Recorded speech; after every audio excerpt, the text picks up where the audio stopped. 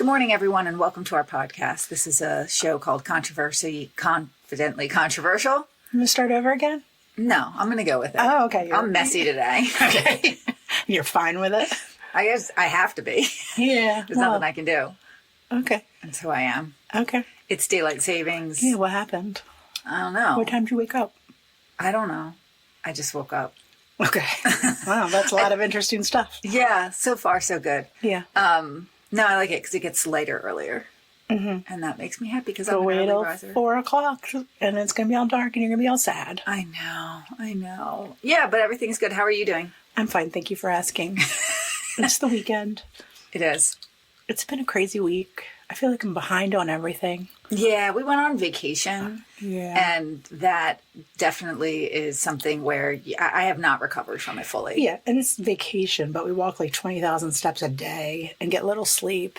And, I know. You know, so you come back and you're real tired. And you're like eating weird food and a lot Yeah. of sugar. Mm-hmm. You know, it's a little too much. Yeah. I have not fully recovered. I don't think I've even cleaned my clothes and unpacked from my suitcase. No, there's my pile of stuff over there that I was going to pack, but, you know.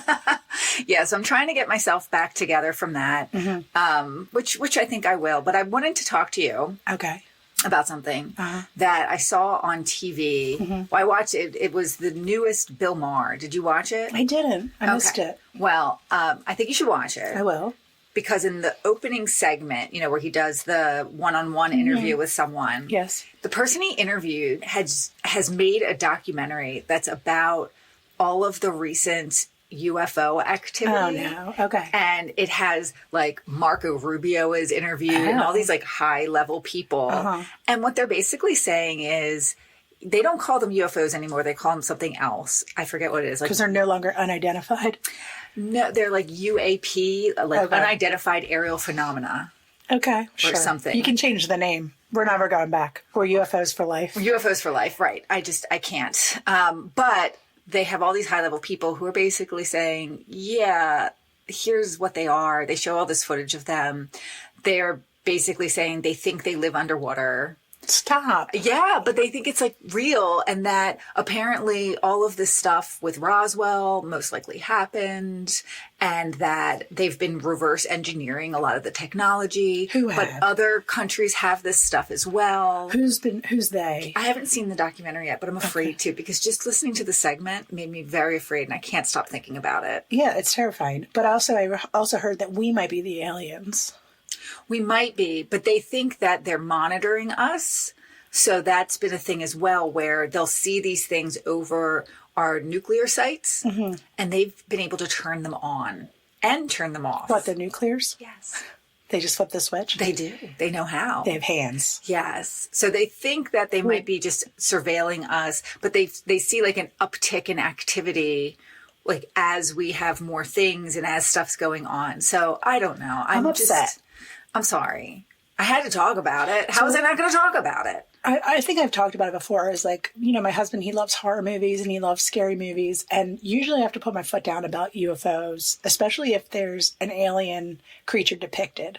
If it's just like hovering or something like that and you don't really see it, I'm kind of okay. But if there's like some kind of like slimy creature or bald creature or, you know, long-fingered creature, I'm out. No, I'm out. Did you watch that? There was that movie from back in the 90s, Contact or what? No, I won't. No.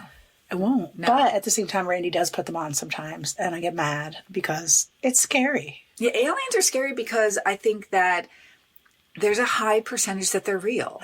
You know, I've been watching, consider, same idea. I've been watching a lot of videos of, they've just introduced this robot that can like supposedly do chores for you around the house. Is that real? I saw a thing for it and I just said, I can't go into this. I watched a couple people like test it out. Oh, so it's an actual thing. Yeah, I think so. I mean, unless it's jokes that are running concurrently and I'm just missing it.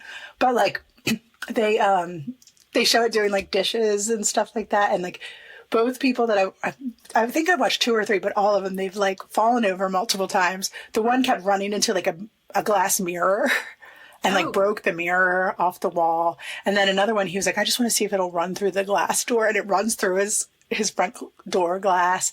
And he's like, okay, listen, I want you to cook me something I want you to cook me this thing. And it like picks up the pot and it drops it and then it slips into the food on the floor and falls on the floor. So I don't know. What do they look like? They look like, did you ever watch Kimmy Schmidt?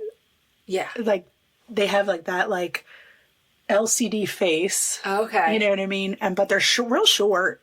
Okay. And they like have movable joints and everything like that. And they're kind of silvery, but not like, or black. I don't know. But they're weird looking. Who would want that in their home? Like, but they say it's just like, the one person was like, I just have to constantly clean up after you. And the other was like, you're not helping me at all. This is not helpful at all. Oh, the future is now. The aliens are like, okay, they got too much going on. They can't handle any of this technology. We got to shut it down. Yeah. And why do they have to look like that?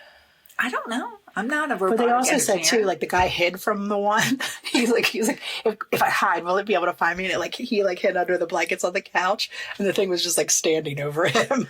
Oh God! Yeah, he was like, oh no. That scares me. And they don't make any guarantees that it couldn't hurt you or it won't decide to hurt you. There's no guarantees. So why would you? So what on God's green earth would make you want to have one of these in your home? Because you're like someone who wanted a Tesla or wanted a cyber car or truck or whatever. Wear those weird glasses. Yeah. It's like the people that are like way into technology. That are really rich and have money to spend on these kind of things. Got money to blow. You're just like, well, I might as well get a robot. Might as well. Yep. Oh, man. All right, well, that's terrifying. Yeah, so aliens. The other thing I just wanted to talk about real quick. So Halloween was last week. Yeah. And I did not realize, and maybe you realized, but I did not realize that there's a whole beef around trunk or treating that exists. No. Between the Halloween traditionalists and the trunk or treaters. Oh, Jesus. I had no idea that this was a thing. I can't involve myself in such matters. I mean, I just didn't know that people felt so passionately about it. Why can't you do both? Usually they have like the trunk or treats on some like random Friday night, and then you still have Halloween. Right. And I think that's where it's designed to be. It's like supplemental. And you can do it if you want to. You don't have to do it. And if you choose just to do that, then you have a safe way for your kids to go get candy.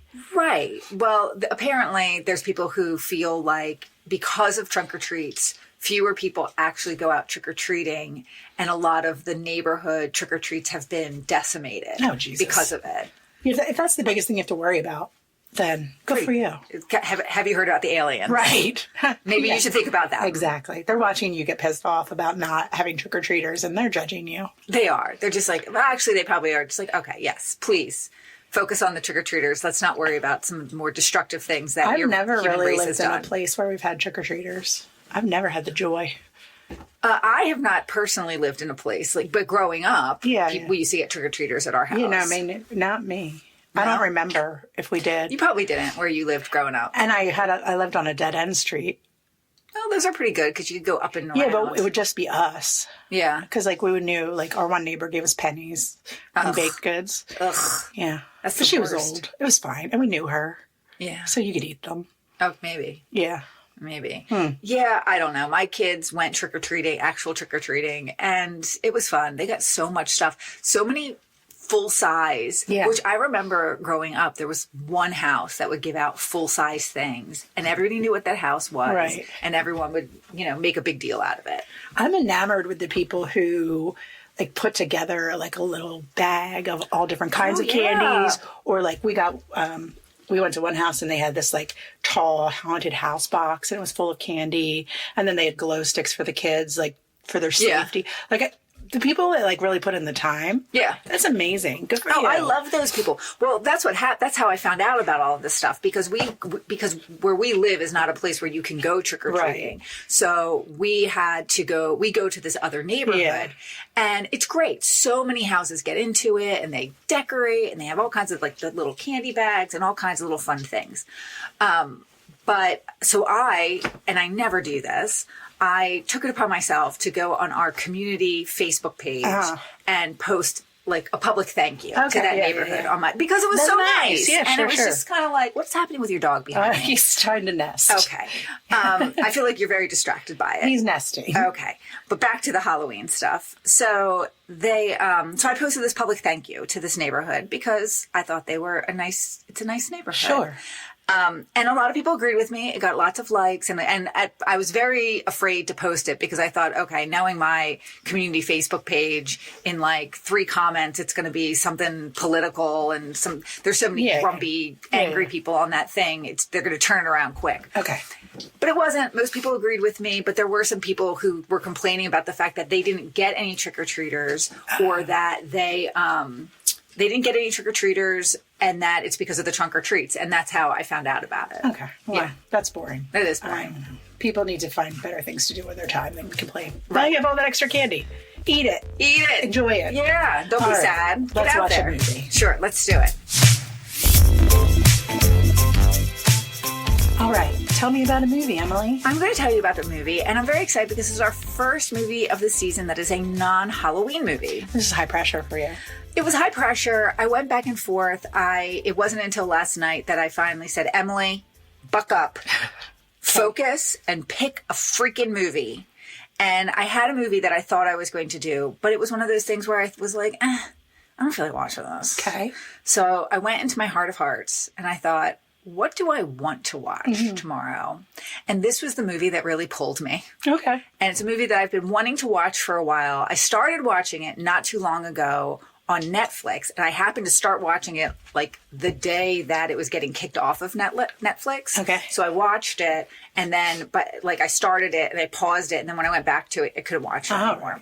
I know. So I'm very excited to watch it. So I'm going to have to pay for this movie, is what you're telling me. You're going to have to pay for this movie on Prime. I'm very sorry, but you're going to be happy about the movie, I think, because it's a really, really, really great movie, and it's a movie that I loved back when it came out in 1988. All right. So this movie, before there was Drag Race, before there were indie queens on Netflix, and before queer cinema had big corporate sponsors, one man made movies that were filthier, funnier, and more flamboyant than anything in Hollywood. Anything they dared to imagine. Do you know what movie this is? Hairspray. Absolutely, it is Hairspray. Do you love this movie? I have not seen this movie that much. Really? Yeah. Oh, I loved this movie. Okay. We watched this movie quite a bit when I was a kid. It's just so fun. And I remember just loving it and just loving everything about it so much because it's really a weird movie, but it's also not a weird movie. So there's a lot of things about this that I want to talk about because I think it touches on a lot of different kind of things. All right. The movie itself, so I said it came out in 1988, but it's set in 1962 Baltimore. And it centers around a teenager, Tracy Turnblad, who's played by Ricki Lake. This was her first movie. Yeah. Nobody knew who she was. She was about 19 years old. And in this movie, she dreams of dancing on a local TV show. And this movie has to do with, racial segregation is really at the heart of this movie. It was written and directed by John Waters, who is a national treasure, I think. Yes. He's national treasure status. Yeah, definitely. So. And he focuses on Baltimore a lot in his films. Yes, because that's where he was from. That's where he was from. The film had this was not his first film, but this was his first mainstream film. Okay. The film had a very modest budget, $2.7 million. Ricki Lake, as the star of this movie, was paid $15,000. Oh, wow. And talks about how she did not even have a trailer to get changed in. Okay. So it was just a very low budget movie, but it did gross around $8.3 million. And it became a very famous movie and really put Ricki Lake on the map and brought John Waters out into more of a mainstream audience. The cast also includes a drag icon named Divine. And he's actually in this in 2 different roles. So he plays the mom, Edna Turnblad, and he also plays, he's dressed as a man, and he's some other character in this movie as well. But it was a pretty big deal at the time to have him in this. Now, something I knew he had died, but I guess I didn't realize that he died only 2 weeks after this movie premiered. Oh, wow. So, John, he was in many of John Waters' movies before this. John Waters always called him his muse. Okay. And John Waters has said, it's a shame for someone who had worked their whole life for some sort of notoriety to only get to enjoy it for 2 weeks. Yeah. Because I remember when this came out and everybody was all about Divine. Sure. When it first came out, it was a big talking thing. Mm-hmm. So yeah, this movie is very important to gay and queer culture, and it's very much considered a queer movie. Mm-hmm. So John Waters himself is a queer filmmaker, and a lot of his films had underground cult status. And were just kind of known for their subversive queer sensibility. The film's inclusion of drag and its kind of aesthetic made it meaningful in queer film history. And one commentator said, many have speculated about whether and how Hairspray counts as a gay movie. The most profound connection lies in its message of acceptance, a theme gays know well. Interesting. Yes. So this movie is often included in, whenever they have a retrospect or anything like that, this movie is often a big part of it. But the commentary on it is really about outsider status. So you have the main character as Tracy Turnblad. She's overweight, but wants to be a dancer on the show. There's racial themes. There's the drag. So queer audiences really embraced this movie at the time. And, John Waters himself has reflected on the fact that this movie had a lot to do with the mainstreaming of gay culture. Mm-hmm. And it really contributed to bringing his voice to a wider audience, which is kind of cool. Interesting, yes. Yeah. So a little bit about John Waters. He made his name with a lot of really boundary-pushing films. The biggest one before this was Pink Flamingos. Now, have you ever seen that movie? No, I feel like I don't know enough about John Waters or his movies, and I feel like that's a crime. It is a crime. So I'm glad you're telling me more. Yes. So this movie, Pink Flamingos, and, he's been dubbed the Prince of Puke and the Pope of Trash. Okay. Is what he was called. Puke. And the Prince of Puke. So that nickname actually first came into public use after it was coined by William S. Burroughs in the early 1970s after the release of Pink Flamingos, which came out in 1972. So in that movie, it's a very famous, it's kind of an infamous film, and the most famous scene is in the end where Divine actually eats real dog poop on camera. Oh, God. Yeah. So that scene earned it immediate notoriety, and it had underground fame. Puke. I know, Prince of Puke. And critics and fans gave Waters a variety of outrageous titles. But he loved it. He continues to embrace it and utilize that. He revels in it and feels like it's a badge of honor, that he feels like it's his mission to provoke and disgust and delight on purpose. Okay. So he sees that as this punk rock thing that he does. Sure. So you had Pink Flamingos, which 1972 kind of pushed every boundary you could ever even think about. There's incest in it. There's murder, cannibalism, a lot of shocking stuff in that movie. Then you had Female Trouble in 1974, Desperate Living 1977, and these were kind of follow-ups, and they were also very chaotic and grotesque. Divine stars in all of these. But Hairspray is pretty mainstream, right? It's his first one. It's his only PG rated film, which is kind of interesting because this came out in 1988, and he did really want it to be more commercial. All these other films were NC-17 films. Oh, geez. Right? So he really wanted to become more mainstream, so he did Hairspray, and then after Hairspray was 1990's Crybaby. Oh, yeah. And then you had Serial Mom in 1994, Pecker. I don't remember that one. You remember Pecker with Edward Furlong? No. Oh, okay. And then Cecil B. Demented was 2000. Okay. And that's with, oh my God, what is his name? From the Crying video? Who was the boy?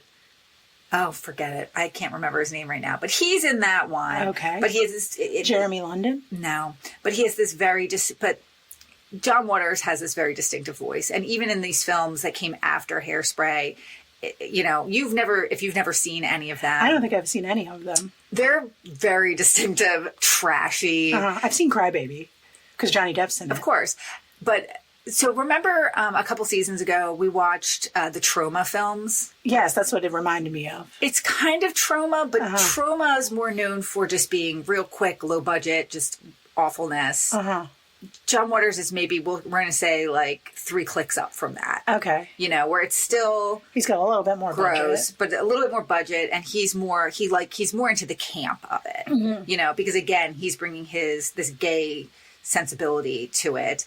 But yeah, I mean, really, when he was making films, it wasn't really safe or sometimes necessarily legal to portray LGBTQ plus people openly. But all of his movies, they centered on drag queens, gay characters, sexual outsiders, and he didn't sanitize them. He was just like, here they are. Sometimes they're gross, sometimes they're nice, but this is just what it is.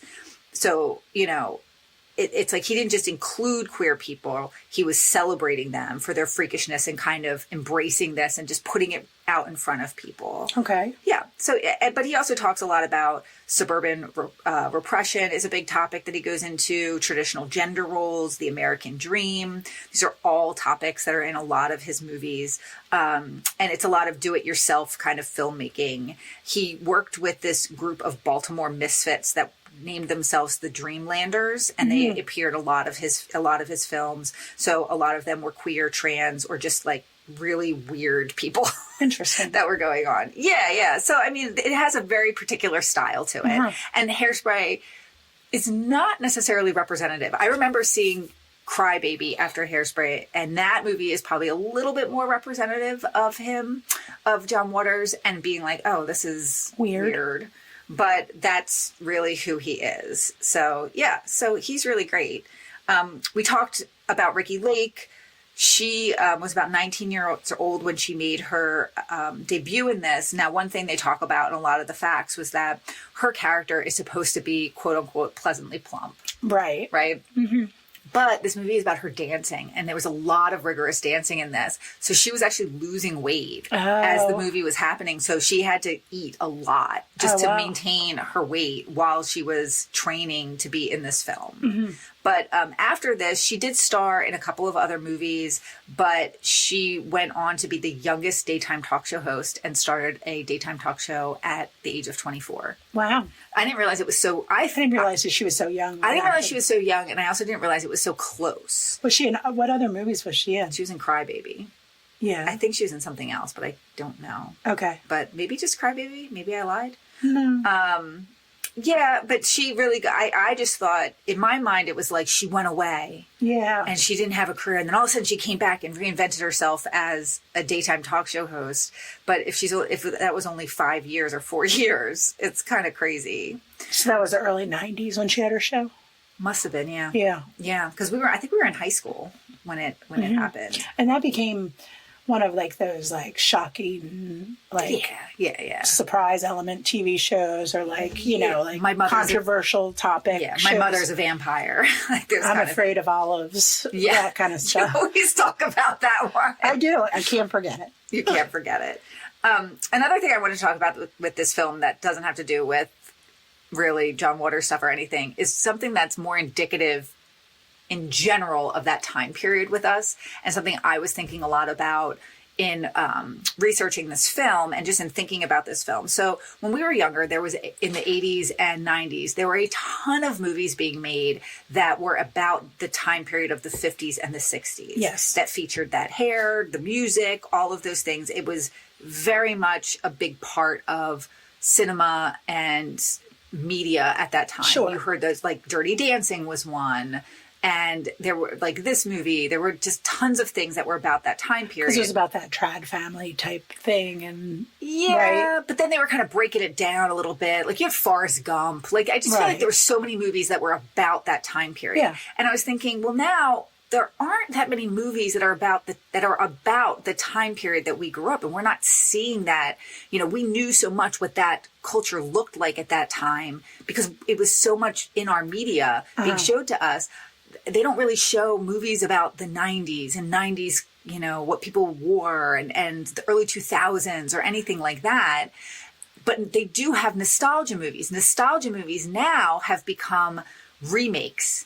So a nostalgia movie now is I'm going to remake, bring back Star Wars or bring back these other things from the youth. So it's the same kind of thing where we're re-looking at the youth, but we're doing it in a very different way. So we're still making money off of nostalgia, right? But very different. But I also think too, streaming has made it very different, because I will say, like, all of my nieces and nephews across the board watch a lot of shows that were like 1990s Nickelodeon television shows or Disney Channel shows, right? Like iCarly and Miley Cyrus, and like a lot of and there's one about camping, and there's one about there's so many of them, but like they all watch them. And then you've seen this resurgence in 90s clothing and 2000s clothing, and I wonder if that's why, because they have no concept that it's from 1992. They just watch it because it's on TV. So they don't have an understanding of time and place for things. Exactly. Well, yeah, I think that's 100% correct. I think the difference is that they're just watching the same thing. What we grew up with was like an interpretation, right, and something that was telling this message about that time period that I think really mythologized. What's the word? Mythologize that time period for us, where, I do think that plays into the general, like, I think that boomer generation, which is this really about, is that boomer generation, it really has a lot of egocentrics. Yes, and I think I think that's why we call it the greatest generation. Well, that's the one before. Well, the one before. But you know what I mean? Like, you have all these things where just like, oh, it's a simpler time. Make America great again. Do all this stuff that is very like of the, the traditional family, one boy and one girl, and the mama stays home and all that stuff. Like, I think that's why we romanticize that so much, is because all these people that are coming of age and making policy decisions and making decisions about this were like, it was like stuffed down their throat. And then also you have this generation of older people who are just think it was the bee's knees. Well, and I think that, but I also think that the other side of it is the 60s counterculture, which this kind of touches on, and kind of framing that time period was like, oh, well, we fought for this stuff, and look at all the stuff that we did, and we changed things by, we went out, we protested, and we pushed boundaries on stuff, which I'm not saying that they didn't. No. But that was very much framed for us growing up as, in the 60s and the 70s, people fought for what they believed in, and they were hippies, and there was all this other stuff, and it was very much fed to us. And but what I'm saying Vietnam. is, right, but there was a lot of stuff with our generation as well, but I don't think it's being framed to this generation at all as our parents' generation was really framed to us when we were growing up. No one romanticizes Gen X. No, they should. And they should, because we're amazing. We're awesome. We're just over here being quiet and getting stuff done. Well, that's the thing. We're not going to be that generation that's going to say, oh, I'm going to make a movie about ourselves and show you how great we were and all this great stuff that we did. That's just not who we are. We are more likely to say, I really love Star Wars. Let's make another Star Wars. But because that is what it is right now. And that's what our generation wants to see. We're like, no, we loved this stuff. Well, please keep making more of it. And I bet it's related, because as kids, like there was a lot of like, a lot of like, you can't get all this, like they talk about it all the time, like all these kids who didn't have the money or the resources to buy the, Star Wars action figures, or whatever. And they're just like, oh, I'm getting it now. Like, I'm totally getting it now, because we were kind of like living in that old timey thing with like the TV dinners and the, the frozen meals, and like the moms who were like new to going to work and stuff like that. Right. So it was a very like different time. And now we were just romanticize the hell out of it. Yeah, we do. By buying action figures. Yeah, we do. Well, I'm excited to watch this movie because, like I said, I really, really do love it. There's Sonny Bono's in it. Debbie Harry's in it. Okay. Vitamin C is in it. Vitamin C? Do you remember Vitamin C? The singer? Yeah. So she's the antagonist in this movie. I know. I never realized that until I was... Yeah. Who's the boy? I don't know. We're going to find out about the boy. Okay. Yeah, there's a lot. But the movie itself is based on a real show, that the Corny Collins show that's in Hairspray was an actual show in Baltimore. Okay. But the other thing that I do want to add before we go watch it, this movie was turned into a musical, and then it was remade into a movie. With Zephron. Yes, and with John Travolta. Oh. And a lot of people like that one better than this. I did not, but I think that's again because this is I don't know. There's something very delightful about this movie that the other one is very much more polished, and this one is not. Sure. So I'm excited to watch it. Yeah, let's go. All right, let's do it.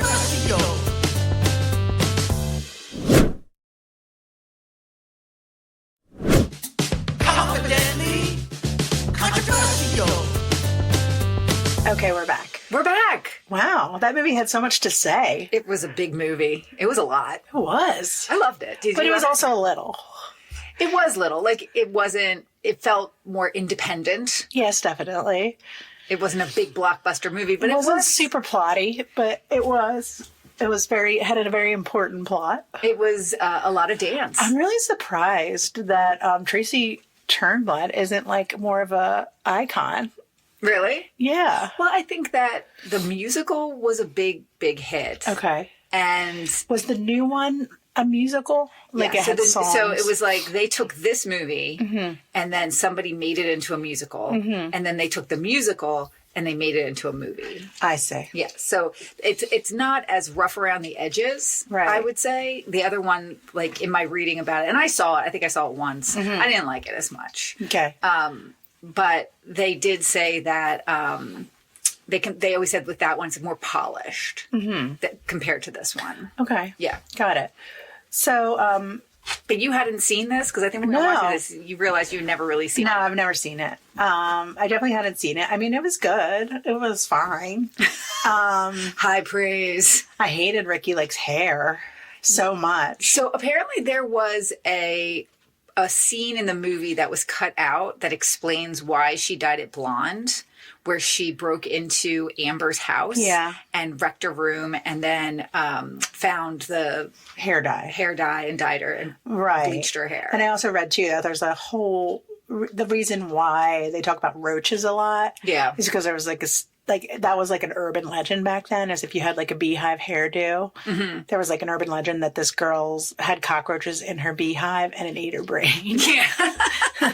Which, is all tangential to the full storyline, which is all about segregation. It's about segregation, but I think the overall thing is really about outsiders and and acceptance and, getting past segregation. The racial stuff is certainly at the heart of this movie. Definitely, yes. Without a doubt. And I think that, honestly, I think the movie makes racism seem ridiculous. Oh, absolutely. That's their point of view. I mean, the movie itself is kind of ridiculous, right? Yeah. Everything's very campy and just silly. But then at the heart of this is this idea of integration and racism. And it's pretty much like, look how silly this was and how silly these people were who were so racist. Right. Because it's 1963 in the city of Baltimore. And there's this very popular television show called The Corny Collins Show. Yeah, but it's based on a real show. It was called something else. Yeah. But it was even... the idea of it was like American Bandstand. It was like a local TV show where teens danced on it, and everyone tuned in, everyone watched it, everyone had their favorites, and they would send a telegram to get like their favorite dancers featured on the show, and without very much effort at all, Tracy Turnbull becomes a featured dancer on the show, despite the fact that she is pleasantly plump. Or chunky. Or chunky, or whatever you want to call her. Right. But you can see, because the way they find her is that the TV show also sponsored dances in the town. Yes. And she went to one of the dances and won a dance competition as a part of it. And you can see she's great. I mean, she's a really great dancer. She's got a lot of flair, and everyone kind of like loves her from the beginning. So Corny Collins says, you should come out. We're actually having auditions to have somebody else join the council. So she goes and she gets in. But all during this, you see Black people trying to get into that white space. So like Corny Collins is a white space.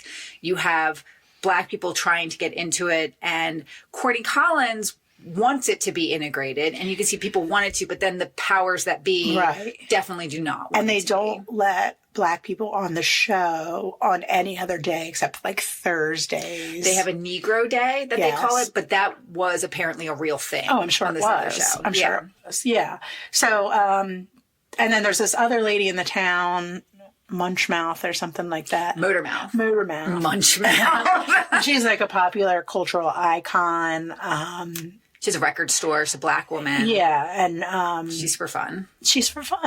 But she also is, like she's got this scene happening, and then Corny Collins or whatever, he has this scene happening, and there's no like overlap between them except on Thursdays, and it's just ridiculous because all these kids just want to dance and have fun and do the same thing as one another and hang out together. But see, he would have her on the show, and they showed a black female group that came on the show to perform. Right. But other than that, they really couldn't get the dancers to be in there. Well, I think that was the thing too, is they're showing the hypocrisy of it, is like all of these white folks are enjoying the music and the dances and the culture of this community that they don't want to overlap with. And it's just ridiculous. It's just like, well, why? Like you've embraced everything from their culture, and then you're choosing just not to integrate with them. Right. You won't give them any credit. I mean, I think they say that at one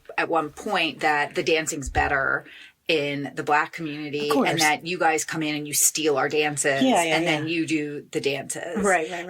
And you see that while the black people can't come into the white spaces, the white people do go into the black spaces. And it's not that they're not allowed to. Like at one point, Tracy and her boyfriend Link and Penny Pingleton, they all go to the black neighborhood, to Motormouth Maybell's record store, and go there and dance. They go to the black Negro night dance, and no one's kicking them out. But when it comes to a black person coming to the regular night or the white people day, then they are actively not allowed to come in. And like every day's a white people day. Well, that's what I mean. It's like that's, and it's just totally show. But again, you have Penny Pingleton, who is Tracy's best friend, whose mother is just a caricature of a racist. And she's so over the top and it's just you just see that she's ridiculous about not wanting her daughter to be around any black people. And of course, Penny falls in love with a black boy, and she gets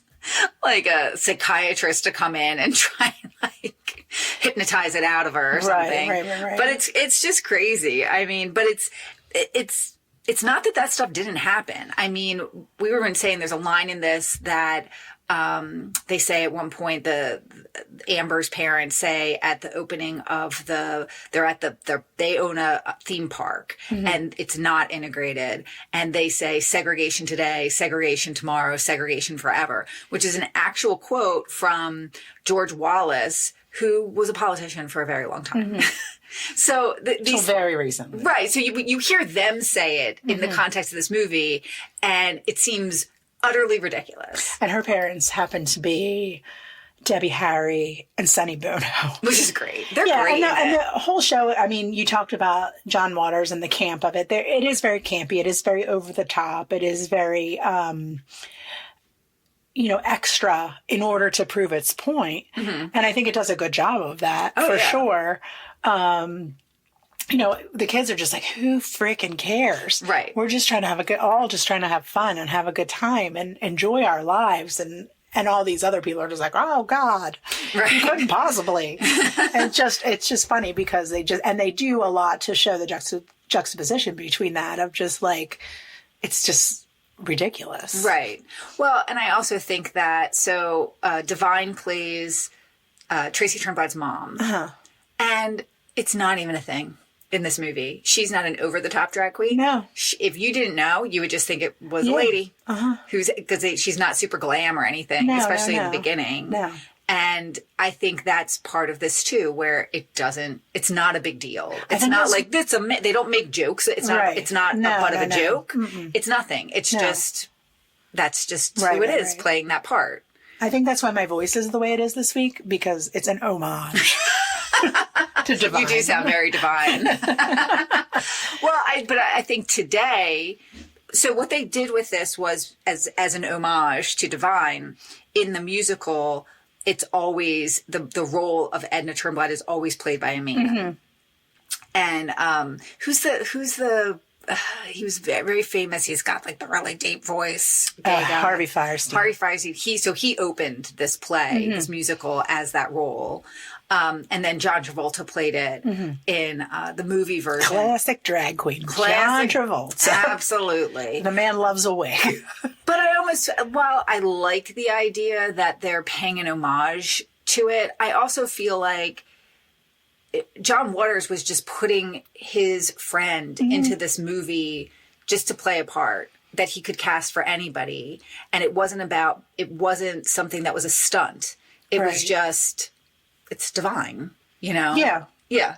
And I think that's the thing. I mean, yeah. They talk about that a lot and it probably brings up like that greater point of like who can play who in movies and things like that, which we're not getting into.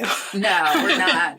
But they didn't. But that's the thing. Today, if this movie never existed, and you were to make this movie today, as it is, every headline would be about the trans actress who's playing. You know, they would make such a big deal out of it. Yeah. And I think, you know, I remember knowing that Divine was actually a man in it, but I don't feel like that was central to what this movie. And it's not central. It has nothing to do with the storyline. No, whatsoever. not at all. Not at all. Like it's a non-issue. It's a non-issue. It's just like it could be a woman playing that part. It doesn't really matter. You know. I find it, and so there's a lot of like climactic scenes in this movie. There's a point where, you know, Tracy gets arrested, but I'm not really sure what she gets arrested for. Well, I think they're all so. At a certain point, it's just. All the segregation is kind of coming to a head. This integration versus segregation thing is the backdrop of this movie, and it's really coming to a head. And you have someone like, before Tracy Turnblad gets on the council for the show, all the other kids on the show are, you know, none of them are really vocal about this. You kind of get that sense that the leader of the show, before she gets on there, the most popular girl is this girl, Amber Von Tussle, played by Vitamin C. I still not do it. The math is not mathing for me that these two are the same person, but whatever, go on. They are exactly the same person. But she's the, you know, most popular girl dating the most popular boy on the show, very central to everything. And her parents are Sonny Bono and Debbie Harry, openly racist, have their segregated park, and are very much anti all of this stuff. But then you get when Tracy Turnblad comes on, and the thing I love about the Tracy Turnblad character is that they definitely make her weight is a big part of this, but she doesn't care. She's super confident and just kind of goes out there. And I feel the society would want a person like that to be embarrassed and not be very vocal and be quiet. She's not self-conscious about it. She's not apologetic for it. She's bold and she's out there and she's up front and she goes to the camera and she brings a sponsor. Right. And we all know that is valuable. Right. What's the sponsor place called? Hefty's Hideaway. Hefty's Hideaway. And this Fatty Patty 2x4 can't get through the dressing room door. Right. I mean, yeah. There's I don't know. This was an era of the husky child. But yeah, I think that she comes in, she's totally confident, and she's not afraid to say, this isn't right, what's happening with the fact that this show isn't integrated. The show should be integrated. Yeah, integrated with fat people, integrated with black people, integrated with people who are different. Like, just in general, this is not cool because we're all here and we're all living our lives and we're out there and we're bold and we're beautiful and we're husky. We're husky. Well, and she even says, because they asked part of the council tryout, they asked them these questions and she gets asked a very rude question about her weight. And she says, well, yeah, there's a lot of people who watch the show who are probably just like me. Right. And I'm happy to represent them. And you see that at Hefty's Hideaway, which is the store that she brings as the sponsor, it's a store that caters to women who are a little bit bigger. And he says, you know, a lot of women are frustrated that there aren't more sizes out of the store. So he caters to them. But yeah, I love the fact that she's confident, she doesn't care, and she's going to say what she wants to say. And she kind of breaks through that waspiness that existed. And somehow, I mean, good for her, immediately starts dating the hottest boy on the show. She doesn't even care. No. She gets the ladies' choice and she walks down that line of boys and she's like, no, you're the hottest and you're dating the most popular girl. And guess what? I know you want it. I know you want this. This actor could not look more like Elvis either. He really couldn't. He didn't have much of a career. No, I looked him up too. But he's very, very Elvis-like. I'm sure did he play Elvis ever? If he didn't, he tried out to. Sure, he was hoping to. Yeah, for 100%. So I love her, and I love the fact that in so many movies, as we know, and just society in general, the blonde girl is always just the best girl and the protagonist in everything. But in this, she's not. She's the antagonist. And I love that in this movie as well, that, and she does such a great job playing. And I love the clothes that she wears and throughout the whole thing. She's just so great. But the other thing that they go into with this, that it's not just, so there's, the black and white thing. There's the, different body types, body shaming thing. There's also very much like a have and have not situation where you get the sense in the beginning, they're juxtaposing Tracy's life with Amber's life, and Tracy's definitely more working class family. Her mom washes and irons clothes that's her job. Pretty much all day. Yeah. Her dad has a business, but it's like a joke store business. Yeah. He sells like flowers that shoot water and hand buzzers and stuff like that. Which great. I'm glad that's his job. But Amber, like her parents own this theme park. Their house is so fancy and nice, but Tracy's like isn't super nice, Right. All she wants to do is dance. No, I think that I loved this movie so much. It made me smile, so much of it. It is so much dancing in this movie. But dancing, I think, was very important for... It was. I said to Emily, can you imagine having to know all these dances? A lot of dances. Like, that's a lot. That's a lot of pressure. And I think aside from the Hairspray song, they're all actual things. Oh yeah, they're all different and they all have different dances, and there's different line up and foot movement. Different line up and foot movement. I just couldn't. We knew the electric slide, and that was it. I still am not confident with the electric slide. If you made me get up and just do it by myself without having other people to kind of look at and lead the way, I don't think I could do it. I could do it. You think you could? Yeah, I'll put it on after this. I'll do it for you. They also talk about too a little bit.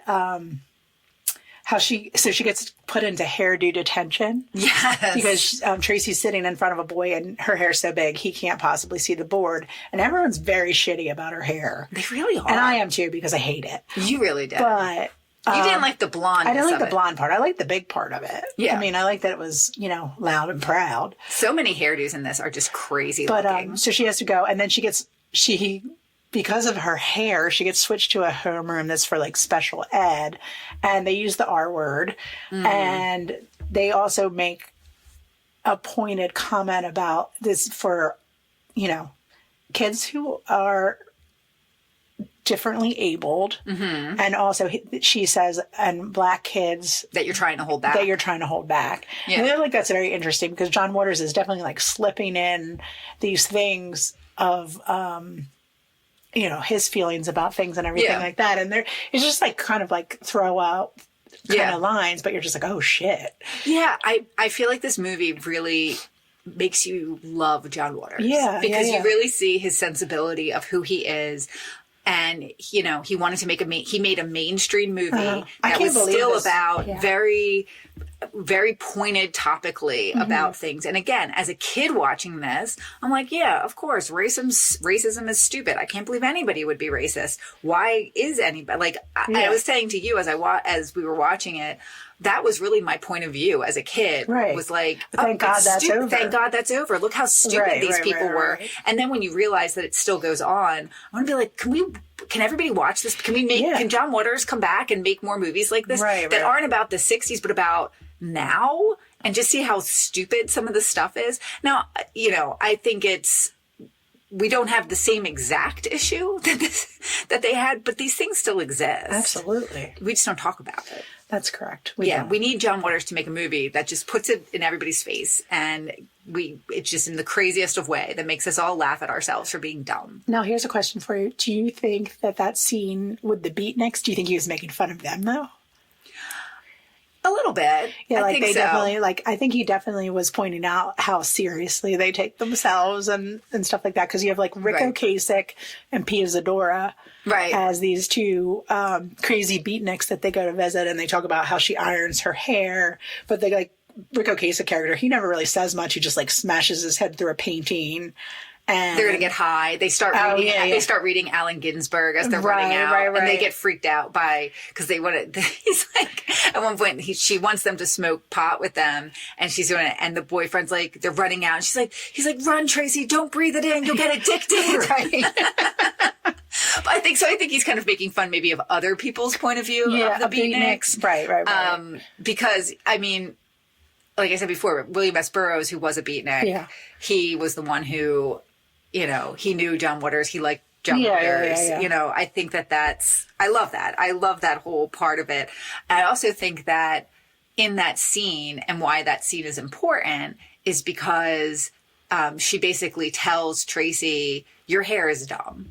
Mm-hmm. Like, doing that with your hair, it's like a waste of time. You should just iron your hair and not make your hair this big thing. And then she does. That is this weird turning point too, where you see Penny's ironing her hair when she's in jail, right? And it's basically Penny's ironing it, and then Tracy's ironing it in jail. And again, that's a rejection of that culture that was the Amber Von Tussle culture, because you have Debbie Harry in the end of it actually hides a bomb in this crazy big hairdo. So they're basically saying that. That's part of the culture that you need to break free of. To rebuke it. Right. Rebuke it, iron your hair. Interesting. And she does. It's bringing in a new wave. It's very smart. As weird as it is, it's very smart. And I think, again, it just makes me really love John Waters. Mm-hmm.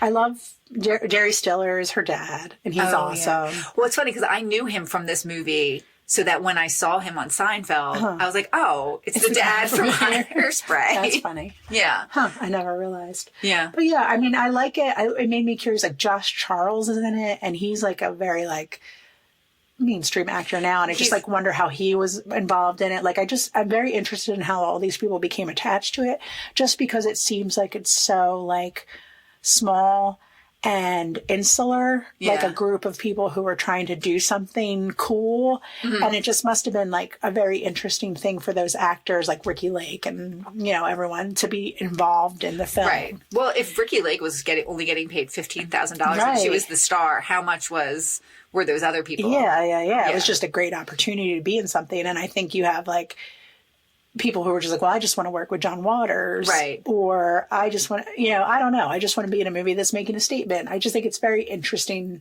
choice because I don't know that there was a lot of hope that this was going to be a big deal movie.